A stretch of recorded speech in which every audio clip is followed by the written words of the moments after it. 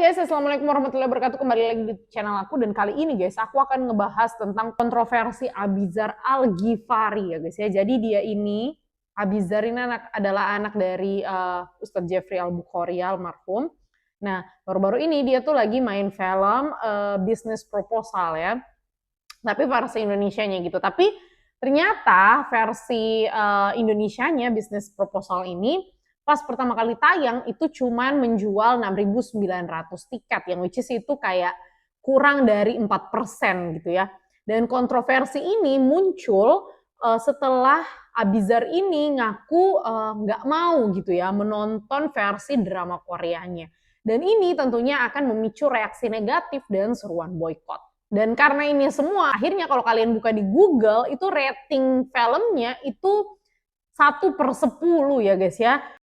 Jadi memang kata-katanya pada saat wawancara gitu ya, memang menyebabkan hal ini semua terjadi gitu. Jadi dia bilang kalau dia tuh nggak membutuhkan penonton dari penggemar webtoonnya dan drama Koreanya, serta dia milih juga untuk tidak mau menonton versi aslinya demi untuk membangun karakternya dia sendiri. Jadi dia kayak nggak mau nonton gitu ya.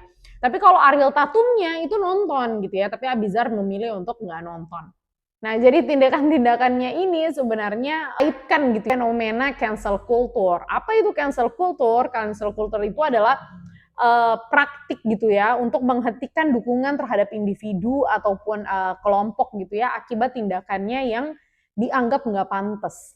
Tapi ayo mari kita lihat dari segi psikologinya ya. Ini ada videonya guys. Kalian tahu nggak trik psikologi yang digunakan oleh Abizar hingga dihujat oleh netizen? Ini dia. Oke guys, jadi saya sebenarnya paham gitu ya maksud Abizar ketika mengatakan kalau kalian nggak mau nonton filmnya ya nggak apa-apa, masih banyak orang lain yang mau nonton filmnya. Jadi arah sebenarnya adalah pengen mengcounter sebuah komentar dan menjadikannya sebagai bahan marketing. Kalau dalam ranah psikologi ini disebut sebagai social proof. Jadi sebenarnya Abizar di sini pengen mengatakan bahwasanya filmnya itu diminati banyak penonton, sehingga dengan mengatakan seperti itu harapannya yang komentar ini jadi ikut nonton karena penasaran. Trik psikologi social proof ini dikembangkan oleh Robert Cialdini. Secara mudahnya kalau tiba-tiba di jalan ada orang yang berkumpul, pasti kita kepo juga, ingin melihat kejadiannya. Konsepnya sama, tapi trik ini lebih manjur ketika digunakan face to face atau one on one. Jadi ketika kalian ngobrol sama orang lain, terus si lawan bicara ini bilang saya nggak mau nonton filmmu, terus kalian jawab masih banyak orang lain yang mau nonton. Nah, dengan cara seperti itu biasanya orang tersebut terpengaruh. Dan trik seperti ini nggak boleh digunakan terlalu sering, karena takutnya muncul kesan baru seperti menyepelekan. Contoh lainnya misalnya ya nggak apa-apa, toh mereka nggak diundang di gala premier. Nah, coba kita lihat komennya ya guys ya. Saya rasa Abizar nggak kepikiran sampai ke situ bang. Dan trik Abizar nggak berhasil. Coba kita kejauhan gak sih ini? Menurut gue juga kayak gitu. Iya sih. Kayaknya Abizar nggak sampai ke sini deh. Abizar, wah makasih ya kemarin saya. Coba ini kita lihat dari pihak pegawai bioskopnya ya guys ya. Remuk Kang, makanya dadi wong kudu sombong. Saya ngerti berita iki ora lho, lagi rame iki. Tak ceritani ya. Abizar kontroversi.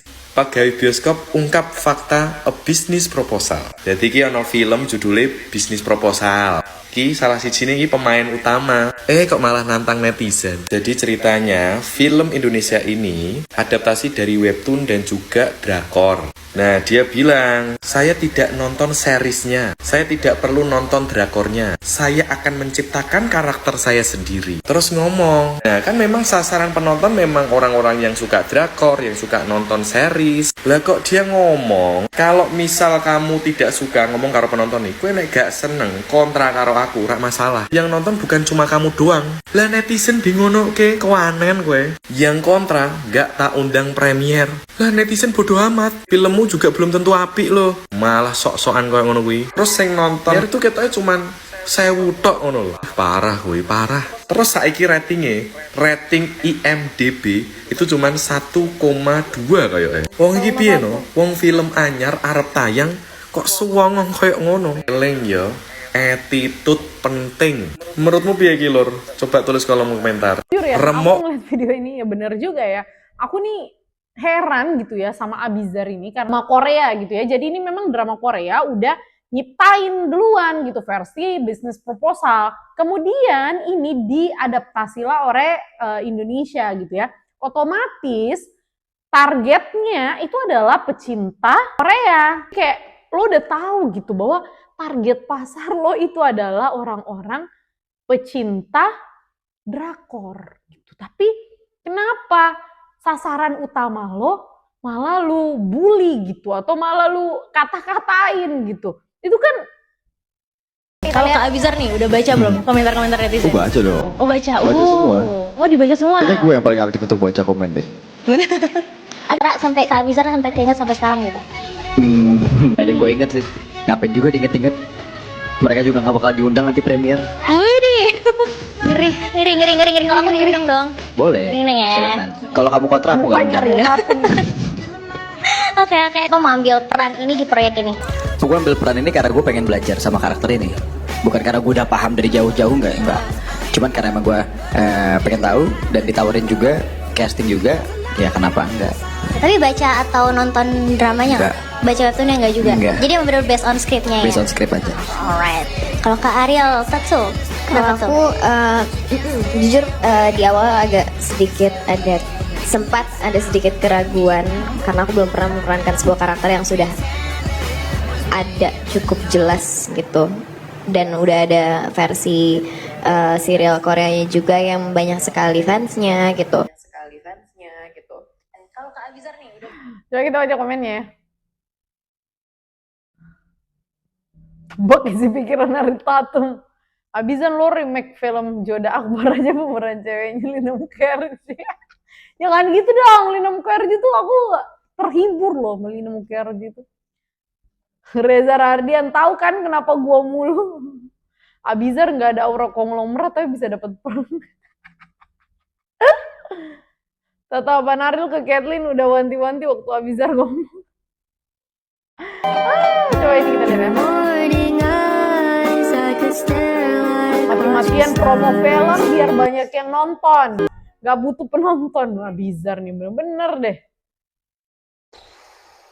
Viral nih, film ini diboykot hanya gara-gara aktornya yang belagu. Syukurin. Nah katanya nih film itu diboykot gara-gara si Adbizar. Adbizar bangun, lu tuh bukan yang kayak orang-orang yang bukan yang kayak Adbizar gitu, enggak. Woi Brody, coba deh guys, lu compare deh gue sama dia, cakupan mana, slebel.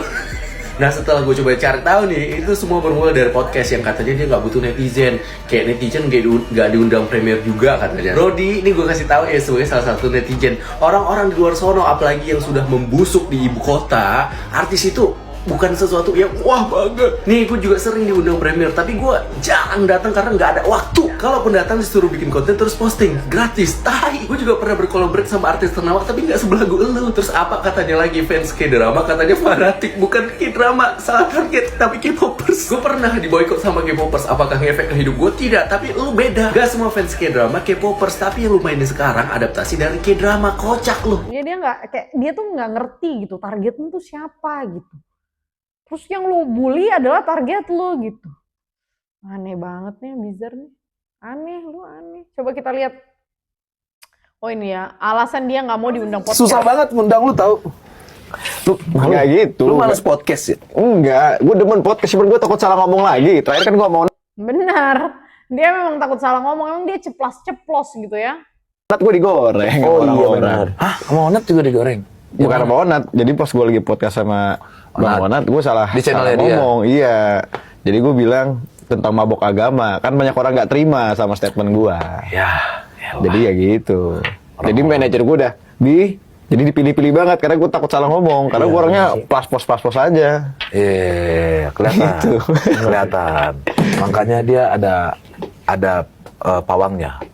Ustadz. Ya, Ustadz. Oh iya Bang Alfi kan. Ya. Postingannya ibunya yang agak songong juga gitu, bahwa katanya Abizar ini masih ada 10 film gitu. Bukannya jawab ya udah maaf ya karena udah kayak gini-gini, bukannya minta maaf gitu ya, tapi malah membuat pernyataan yang membuat netizen tambah geram gitu ya. Ada dari kalian yang bertanya-tanya kenapa kok memang fans-fans gitu ya, fans-fans fanatik gitu ya bisa dibilang dari idola K-pop, K-drama itu memang sangat fanatisme gitu ya.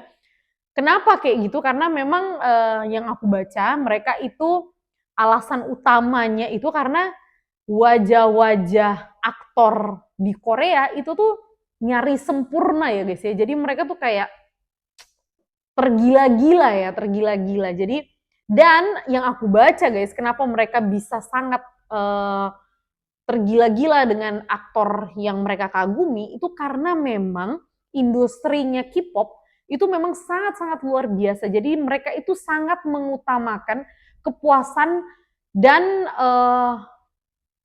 kesenangan dari fansnya gitu. Jadi mereka memberikan pelayanan yang total lah kepada fans-fansnya ini.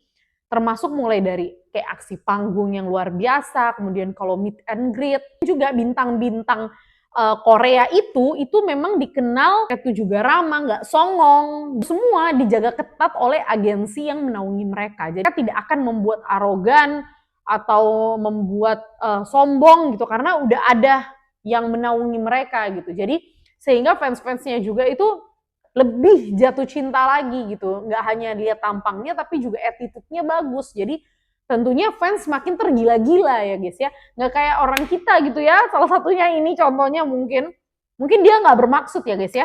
Tapi setidaknya dia menyinggung sama lah ya. Kalau kita ngefans sama orang atau kita cinta sama orang, ya kalau orang itu dikata-katain atau apa ya pasti kita marah ya. Mungkin itu juga perasaan dari penggemar-penggemar K-pop ataupun penggemar Korea. Jadi, ya mungkin aku pribadi ngiranya positive thinkingnya dia mungkin gak ada maksud, tapi ya sebaiknya lebih dikelola lagi lah ya, kelola lagi kehidupan sosialnya sehingga apapun yang terucap dari mulutnya tidak menyakiti banyak orang gitu ya, sehingga tidak merugikan pihak-pihak yang udah ngebayar lo gitu ya. Mungkin itu aja guys dari aku. Kalau kalian suka dengan video ini jangan lupa like, komen, dan subscribe. Dan tulis pendapat kalian tentang Abizar di kolom komentar di bawah. See you the next video guys. Bye-bye.